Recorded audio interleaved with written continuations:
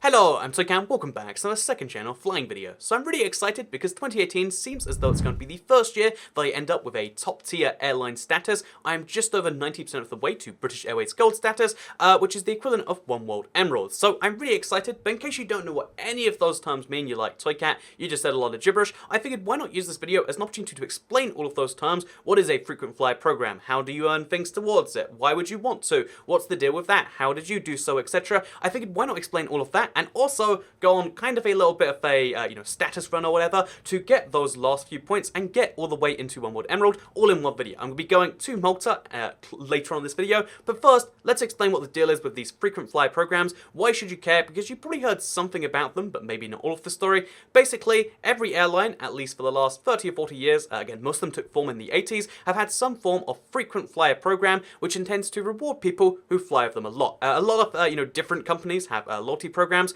but airlines tend to be the most generous, and they give you two different incentives. There's two things you get for every flight you take. One is some form of currency. In America, this tends to be called miles.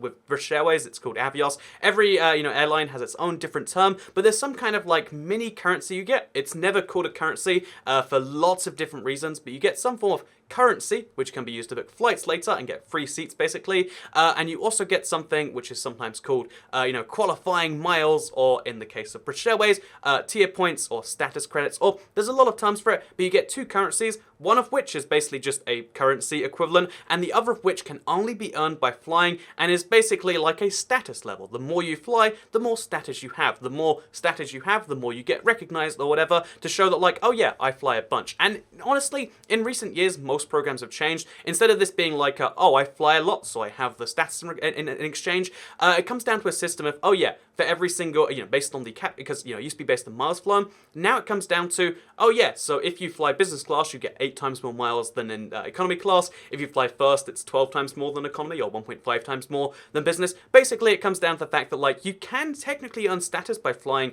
a lot, but it literally means 300 short-haul flights in a year at British Airways are required to earn gold status, for instance. So, yeah, it realistically comes down to, like, oh yeah, it's a way to reward business travelers, or occasional business travelers who sometimes travel in economy, because there are 3 levels to any One World program. Again, there's sometimes 4, but there's 3 main levels to every One World program. The first one, you get priority boarding ahead of anyone who doesn't have any status or isn't in business class. Basically, you get like a few lowly rewards, which are kind of worthwhile, and a currency increase. At silver level, you get access to business class lounges, even when flying economy. You get another increase, which actually has been taking effect for some of this year. And you also get a few other small benefits, here and there. It's a useful level of status, but at gold level, you get access to first-class lounges. Even when traveling economy, it's the only way to actually get access to first-class lounges in a lot of different situations. You can get a seat on any plane. No matter what the plane is, they'll always be able to book you a seat. There's very few situations where if there is a plane flying with the airline, and again, at least with British Airways, you won't be able to get on there. Handy if you want to get a flight that's entirely booked out, whether with points or money. That rarely happens, but it's a fun idea that like someone has to be kicked off or whatever. Maybe it's a terrible thought, but it's like that's like a thing you can have in there. You get a huge boost to the currency that you can earn. And you also get a few other various benefits, but the biggest one to me is like, oh yeah, so you get first class lounge access, you board the plane first, and you get the potential of upgrades as well as using first class check-in. Basically, even if you're flying economy, you get all the benefits of flying first class until you board the plane, and even then you have a sometimes chance to be upgraded. And as someone who pays for their own flights all the time, I'm not a business traveler, that is something that appeals to me a lot. Like, wouldn't it be great if you could travel first class and international first class if you're American, while still kind of not actually paying for first class? That would be great, right? And obviously, although you don't get all the things on the plane itself, you get all of the other stuff, which is a big benefit. So now we understand what status is, at least in the case of British Airways. If you get a certain number of points, it's 1,500, you get their status, and you get for the next year and a half, it's a complex system, but let's just say for the next year, you get to enjoy all of those benefits until you hopefully re-earn those. And the idea behind this program is mostly like, okay, so there's 2 types of business travelers that we want to reward. The first type, if you travel with your company has a contract to fly with us over and over and over again, and when we want you to fly with us personally, when you fly, for your family or whatever, so we give you these benefits, and then you'll want to fly with us, and you'll stay loyal. Good thing for that. And the other type is people like me, I guess, where it's like, okay, so I guess if you're going to fly, one of the extra benefits of flying with us is, oh yeah, when you do some short haul stuff, you'll also have these business benefits. So basically, they're there to reward people who fly in any form of premium cabin, because the more premium the cabin you fly, the more Avios you get, the more whatever you get. And as it just so turns out, I've flown in a few premium cabins this year. So because of extreme deals, like usually, again, I fly economy most of the time. The majority, unless there is some, really fun reason to. But as it just so turns out, this year, there's been a bunch of fun reasons too. I found, I was looking for the longest flight in the world, and I feel like, I was doing I think it's an 18-hour flight. I was like, maybe a second longest flight in the world, but maybe I should do this in business class. So I did Oslo to Auckland, got a pretty good deal for a flight that long with Qatar Airways, world's nicest business class. Very good thing. That got me 600 tier points. Alone, that qualified me for silver, and this whole year I've been enjoying access to business class lounges around the world. In addition to the recent economy flights I did to Bangkok, even though, again, I said earlier, economy is worth a lot less than business, when you fly long-haul economy, especially with a stop in the middle, it adds up a lot. So basically, even though you're meant to go through 8 flights, it's like 8 super long-haul flights in business to get this status, or it's 10 in business, or 7 in first, or if you're talking short haul, it would be the equivalent of 40 or so business class flights, from London to Amsterdam, for instance. Instead, I took a lot of connecting flights, and because every single segment counts as its own set of tier points, by doing just over 3 flights, 3 major flights and a bunch of tiny European flights, I have ended up at the point where I have 1,365 tier points. And that is, looking at that number, it's like, so 135 to go until I hit, like 1,500, eh? Interestingly enough, there are actually some destinations where you get 80 points for every flight you take. There's a few of these in Europe. There is Helsinki. If you fly from London to Helsinki, it's just over 3 hours. It's just over the the radius, where it gets you 80 tier points instead of 40 for flying business class.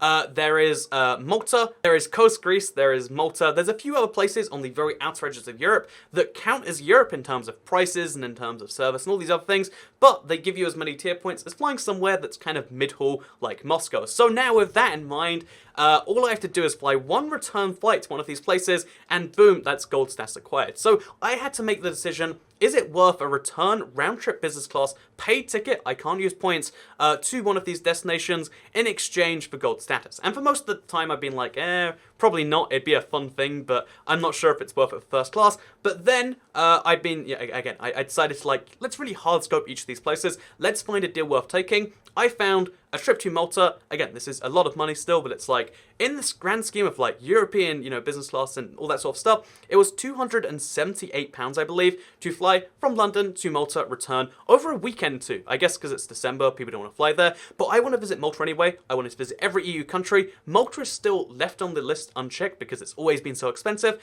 If it's going to be expensive to go anyway, why not fly in, the business class, get this whole thing done? Seemed like a good deal by itself, but then to stack deals on this, because again, my whole thing is traveling for cheap. I'm not, I'm not like a luxury traveler or whatever, or I wouldn't care about the status. This is all about maximizing value. So I also decided to combine this with a BA holidays offer, where you can set up holidays on certain things and whatever. But basically, by combining a flight and a hotel, even if I didn't intend to use the hotel, but I will because I guess it's free now, it's £277 as opposed to £278. So for £277, business class flights to Malta, all of the tier points I need, and also 2 nights hotel there, which is pretty good for a weekend, in my opinion. I'm going to go enjoy a European country, and that's where we are right now. As soon as I do take this flight, I have officially earned the gold status, and I guess by the end of this video, I'm going to tell you whether I think it's worth it. So let's go to the airport, and let's see how good this is. It might... Even if the flight's terrible, it's still kind of worthwhile. But I want to know, will I have a great time as well? Will this be a super good value that also happens to get the status done? Will I feel stupid at the end? I didn't really need to go to Malta mid-December, one of my busiest times of the year. We'll find out when I get back, I guess. I mean, well, you'll find out as we go along. And then I'll know for sure when we get back. But yeah, let's get to Gatwick Airport for the Malta flight. Okay, it's now 6 AM on the day of the flight. I'm at Gatwick Airport, and I just want to give a quick little tip if you're ever here, because it is the second biggest London airport, so at some point you logically will be. But when you go through security, there is a little thing here saying departures on the right, and then departures and lifts by the left, as well as lounges. Even if you're not going to a lounge, you can still go through a little corridor, skip all the winding corridors, and just get right to where you want to be. Just show you that.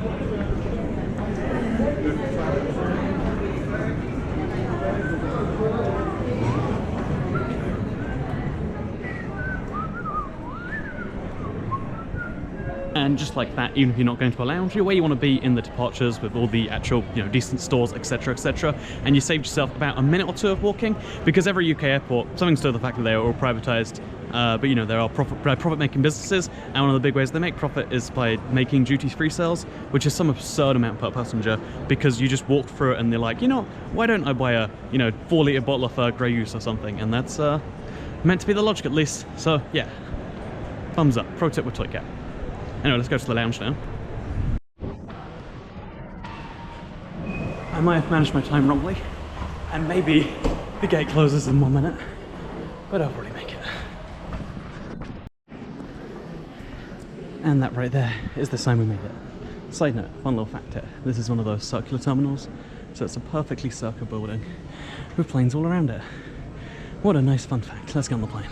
So this was the A319 that was going to be taking me to Malta, and this is the seat which I sat in for that journey. And honestly, a lot of people always get excited about the idea of like business class, first class, but when it comes to domestic US, or when it comes to intra-European and a few other places around the world, honestly, there's nothing to be excited about. In this case, it literally is an economy seat with a block middle. Again, there's a reason why you shouldn't pay extra money for this. If it's there, it's kind of nice, like, oh, it was a full flight, but somehow there was a seat next to me where I could stretch my legs. But for the most part, it's all about, what is called the soft product, just like people coming over and, being nice to you and offering you food and drinks, etc., which maybe is your thing. Again, there's not much you could really need on a flight, even one that's like 2.5 hours, but there was a solid breakfast, there was a solid everything you could expect there, and it was a pleasant enough flight. How much more pleasant than economy? Probably not, enough to justify it, but again, given the circumstances, I was just down to like enjoy the benefits, which I totally did. So anyway, so I've arrived at the -€1 hotel, and I've got to say, for that price, it's pretty good value, Lots of good stuff going on here. And for some reason, there's 2 balconies, one of which is this size right here. It's a huge balcony, like bigger than the hotel room. And also, from it, you get a nice little, I think that's technically an ocean view, right? Or a sea view. I mean, a body of water view that you can't see anything else at the end of. It's pretty good stuff, in my opinion. So, yeah, basically in this vlog, because usually when I try to like travel vlog, I feel like I spend way too much time like showing things, fun facts, showing things, fun facts. I'm just going to try and give you some fun facts and show you things at the same time in just really weird out of place locations. So yeah, we're just gonna speed through a few things because there's a few really weird facts about Malta that I feel like we could dive into, and also a few really interesting things that I want to see, and we're gonna mix them up. Let's do it. So I'm currently in the former capital of Malta. This is known as Medina, and it's a walled city, super beautiful, super old, very almost fantasy looking as you look around. And one of the reasons it might look that way is because it's actually where a lot of Game of Thrones, particularly in season 1, was filmed. The Red Keep, the castle within King's Landing was filmed here, and it really does fit the part, and the climate here really does fit what you expect from King's Landing, which is kind of cool. However, today I'm not talking about the history related to Medina, I'm talking about the history more generally of Malta. I wanted to again mix and match that in there, because interestingly enough, Malta is one of the few countries out there. It's was a former part of the British Empire, but actually voted to join the UK proper. It voted to have seats in the House of Commons and be under the UK defence policy, etc. And it's one of the wildest things because within a despite having an overwhelming referendum which was in favour of joining the UK, they then eventually like just a few years later went for independence, then went for full-on republic independence where they didn't even have the Queen as the head of state, to the state where they are right now, where they're an EU country which are in the Commonwealth but more aligned that way than UK lines. So there you go, fun fact, kind of odd. But interesting enough, in spite of all of that, the English level here is increasing and increasing. Like, it was already very, very high 50 years ago, but at this point it is the more commonly used language in pretty much every public situation. And when I say everything, I really do mean everything. Like, even stuff like, oh, there's a bin over here, it says litter on it, like in English or whatever. Even, like if you look at shop signs, it's not like it's Maltese first then English, it's just English usually, with the rare exception being sometimes it's in Maltese. The closest things to like real exceptions to this rule is like sometimes place names, which obviously have their Maltese names first, even though some of those Maltese names are English names, are sometimes translated. So off over then, the distance, you might be able to see it from here, it says like, Plaza to and then it says Bastion Square underneath. So it's super, super odd, the level of that, and part of that is because, again, because it's bilingual, English Maltese, but the English one is the one which goes further. Just kind of makes sense in a lot of cases if you want to cater to not only Maltese, not only to tourists, but also to anyone who happens to be an immigrant or whatever. And that's just an interesting kind of set. Anyway, by the way, just a quick little view. There you can see the vast, almost half of Malta or something like that. You can see a huge amount of it just up here, because again, it's a walled city, and this is what you can see from the wall. So just outside this tea garden here, you'll see there is a flag waving. You might be like, what is that? Is that the Maltese flag? If you know your flags, you might be like, oh, it's the Denmark flag. But maybe it's not, because if you look closer, it's actually the flag of the Sovereign Order of Sovereign Knights of Malta. It's one of the closest things we have to a country without any territory. But like, this is one of the biggest parts of its former territory. It's a really, really odd story. But there you go. There's the flag of a country that isn't a country, but is also a country. It's just not Malta. Yeah, fun facts with Toycat.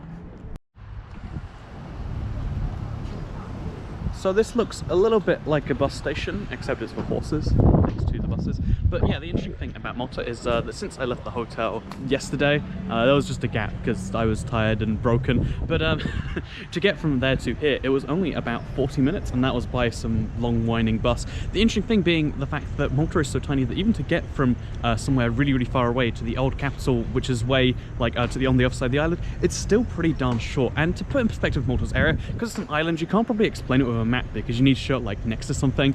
Maybe I could do that on the screen too also, but to put it in perspective, Andorra is considered a micro country by most standards. It's too small to be in the EU, at least by population, GDP, and of course as well as area, because when you sit next to Spain and France, you're like, wow, that's a tiny country. Most people don't even know there is a country between Spain and France because your map usually doesn't show it. Andorra is a bigger country by land area than Malta. Maybe that puts in perspective. Also, I met some Maltese subscriber and last night, and what they said, Maltese subscribers I should say, unless it's a person that says they, actually that's a valid way to say it, isn't it? But no, basically met some sort of Maltese subscribers, and they actually had the you know, this interesting opinion of like, you know, people think Malta's so small because you can see it all on the plane ride in, and you can see it on the plane ride in, which is kind of cool. In fact, look, there's a plane up there right now seeing the entire island just while they're coming in, or leaving actually. Oh, I lost it, but there's a plane up there and they're seeing the entire island on the way in. Kind of cool and interesting.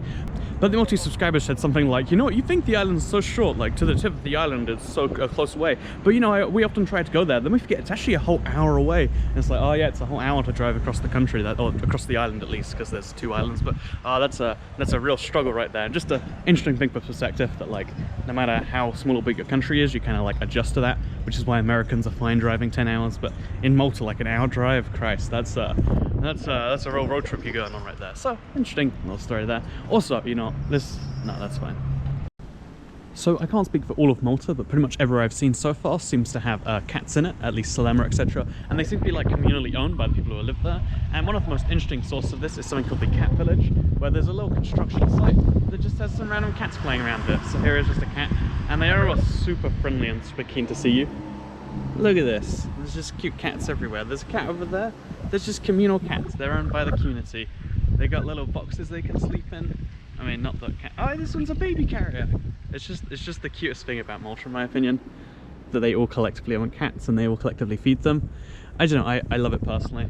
And yeah, wherever you go around Malta, at least that I've been, you'll find cats, and that's just adorable. Look at that cat. Seriously, I can't get over how photogenic this cat is.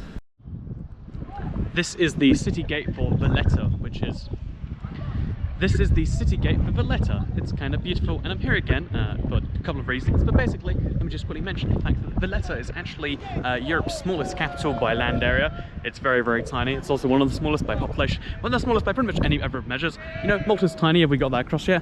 But yeah, interesting enough, is actually the capital of culture for 2018. The European, if you don't know, every year, Europe picks a few cities to be the capitals of culture, which in my opinion defeats the point to have multiple capitals, but again, let's do this with something, I guess. And this year, one of the capitals is Valletta, and today is the closing ceremony of that. What does that mean? I don't know, but I've just seen it everywhere, and I had a few subscribers tell me that they're actually closing it down. So I figured, you know, if I'm here at the right place at the right time, let's find out what that's all about. Also, if you can't hear any of this, it's because I had a wind protector for this GoPro, but one of the many things that got stolen, you know, a couple of weeks ago. So if you didn't hear any of that, then Valletta, important city, very small, capital of culture. Actually, I guess that really sums it all up. Why do I spend a minute talking? There's literally a bunker here called Boom Defense. Get it? Because in a bunker, that's where the thing from the booms is. Top-notch stuff. But anyway, so I just wanted to quickly mention, the person inside looking at me, but I just wanted to quickly mention something that you might not know about Malta. Well, we're here in a fairly interesting bit. Again, it's like a coastal pathway or something by the sea that takes you to a weird spinning bridge. Kind of cool stuff just outside Valletta. Those are the city walls, very high as you can see. But as you might guess from the fact that it has city walls and from the fact that there is a lot of kind of in ruin and stuff some places.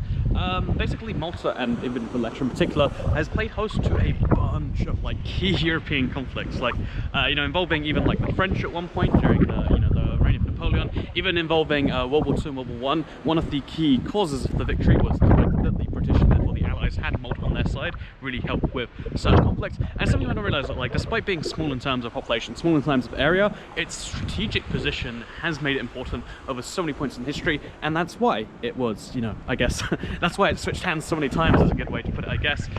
You know, I showed you the graph in the Malta video, but it's really been a bunch of times, and that's also why it's so diverse, both culturally speaking, although to say, like, culturally diverse is like something you can describe pretty much every country as these days as, right? But it's both culturally diverse, but it's also linguistically diverse. It's also diverse in all these different ways, and it's an interesting thing to see, and maybe part of that is why the English language dominates. Maybe, who knows?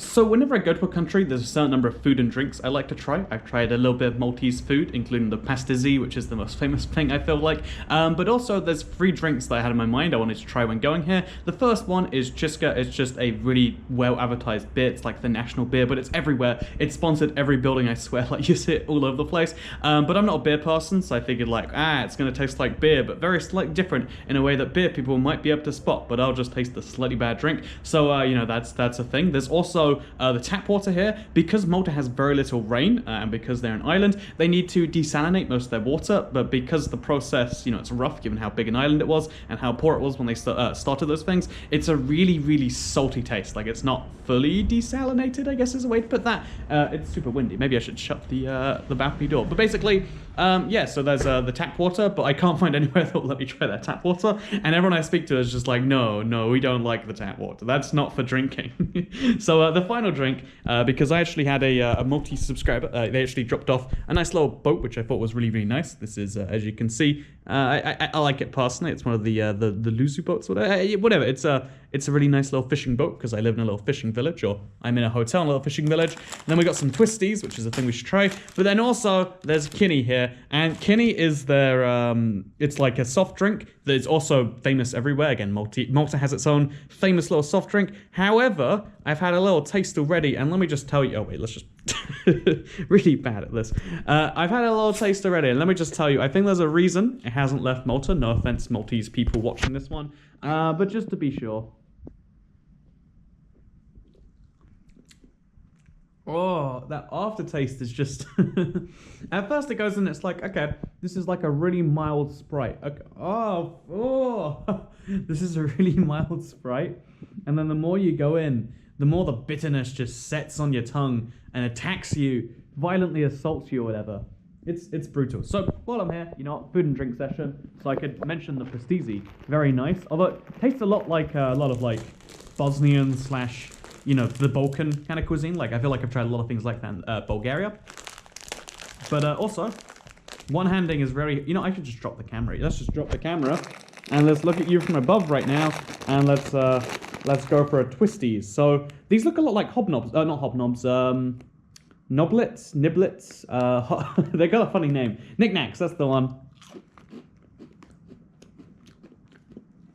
And the texture is vaguely similar, but the taste is wildly different. Like, both, whatever it's made out of, I guess it's a delicious, crisp, savory snack. It's made of something entirely different. Yeah, it's definitely something with no relation, and it's cheesy. And you know, cheesy snacks are one of the best versions of anything. Like, cheesy Doritos are great, and cheesy these, pretty good. I'm gonna eat the rest of this bag, and I've got another one to eat when I get home. So, yeah, all in all, Maltese food and drink. This was probably too long, but thumbs up to it. Anyway, I had a really good day going around Malta. I tried not to vlog it too much, and that's why the narrative seems like it's all over the place, because that's what I always make the mistake of doing. I talk too much to the camera. It makes a 45-minute video, so none of that today. Instead, I'll meet you at the airport and or on the plane. Who knows for sure? Maybe you won't meet you on the plane. Maybe this is the end of the vlog. So the hotel was nice and all, but there was a gap in the window and the wind was like super strong. I think it's just been a strong wind weekend. So I might have woken up at about 4 AM and just decided, you know, I don't know what to do. And I can't find anything that's 24 hours because it's a Sunday. Like even like the local McDonald's shuts from 5 to 7 AM. I don't know what the point in that is, but I was like, okay, I'm out of options. I'm gonna go to the airport 5 hours early, which is a bizarre one, but again, I guess we're going to do that today. And that's one of the times where it's nicest to be in a situation like this one, because even though, you know, flying regional Europe business class is not worth paying money for. Pro tip, don't do it, although it's a fun sometimes upgrade, I guess. But it means that we'll have access to a nice lounge in the airport with some runway views, apparently.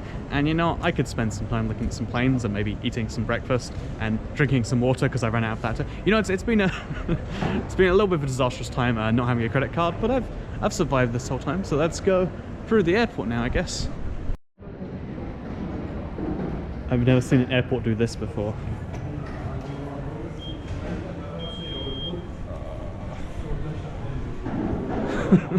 Well then.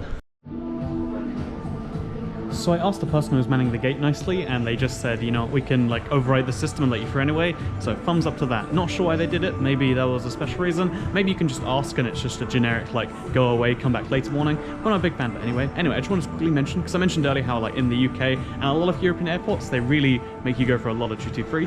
Here's a good example. You know, there's the way in, and you can see how it's literally like a curve around the airport, because you're gonna go through a very, very zigzag tunnel. Because, yeah, that's how they make the money or something. And it's just bizarre that it's one of the few places where it's accepted, like, yeah, you should have to walk through, like, you know, at least 3-4 minutes or something to get where you want to go. That's fine. Part of the airport experience.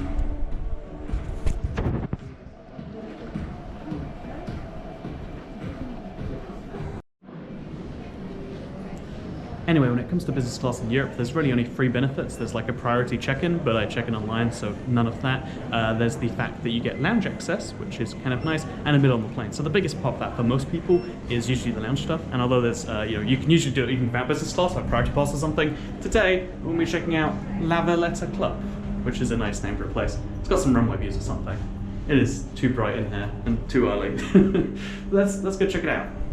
So usually when you have a small regional airport with just the single lounge, and even the flag carrier doesn't have its own one, you assume it's not going to be too great. But the food selection here was pretty good. Like, it was all tasty. Actually, some of it was Maltese stuff too, so that was a nice bonus. But also it had just you know, really good seating. I slept on a sofa at one point. You can judge me for that if you want to. And also amazing views of the runway, and just all of those 3 things combined. I mean, like, that's all you want in a lounge, right? Like food, drink, and a nice place to sit, and then maybe a nice view. And that's pretty impressive. This is actually one of my favorite lounges across Europe, and it's just a random independent priority pass lounge. So pro tip, fly to Malta even in economy, and you can use this for not too expensive. And yeah, I was here for close to 5 hours, and interestingly enough, it was a pretty good time. And how often can you say you spent 5 hours in an airport and had a good time? Not very often, especially not in a regional airport, but this was a pretty good time to me, so would recommend the lounge. And then the flight, as you can imagine, was a fairly similar ordeal to the way out. It's like, it's a seat, it's a block middle. The food was especially good and fancy, especially that dessert you can see, but in general, it's just like, oh yeah, you get a meal,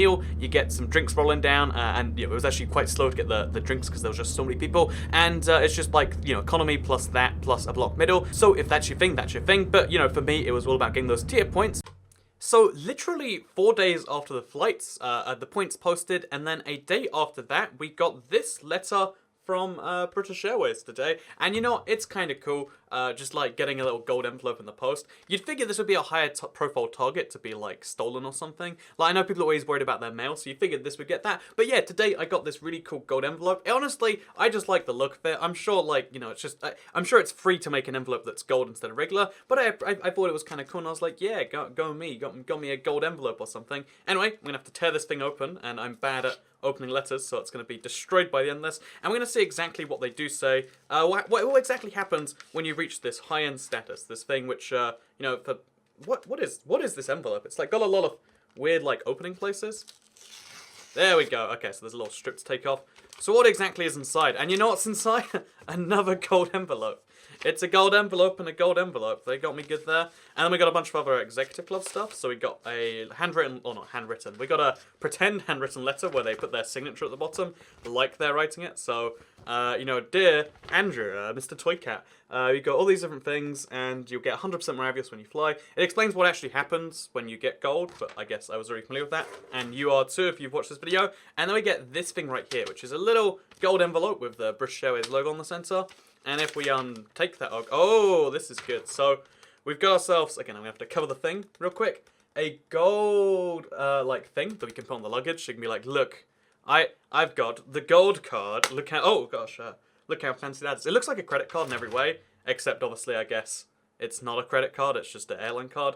And it also has in the corner here, importantly enough, the little One World Emerald thing. So again, I'm really terrible at showing this off while also covering things, but you can see it says One World Emerald. So any One World carrier looks at this and they're like, this guy's the real deal. I doubt it makes too much of a difference in the modern world. I've actually got 2 more of these as well, but okay, so again, I have to cover the names on both.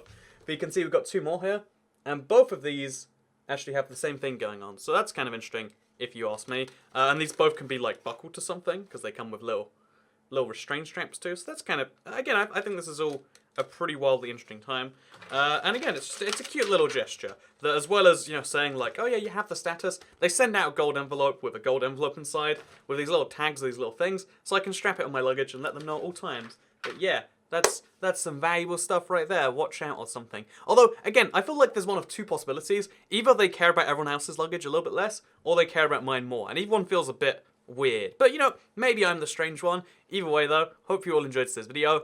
Super hyped to have this. I don't know when I'll be able to properly take advantage of this, because I'm traveling to Japan, around Japan in economy, so it'll be cool to travel, like, you know, first class lounges, etc. in, like, March. But for now, it's just kind of cool that, like, you know, this isn't something you get to do very often, especially if you're a business traveler, your company pays you get this stuff done, but like kind of achieving it slowly over the course of a year through various cheap fares, deals and sales, etc. all over the world. It's been kind of cool, and I'm looking forward to like maybe taking advantage of it, you know, during various flights I do next year. So I guess if you see me next year and I'm in like I'm in a fancy lounge somewhere in an airport, you'll know what the reason is. So yeah, super hyped about that.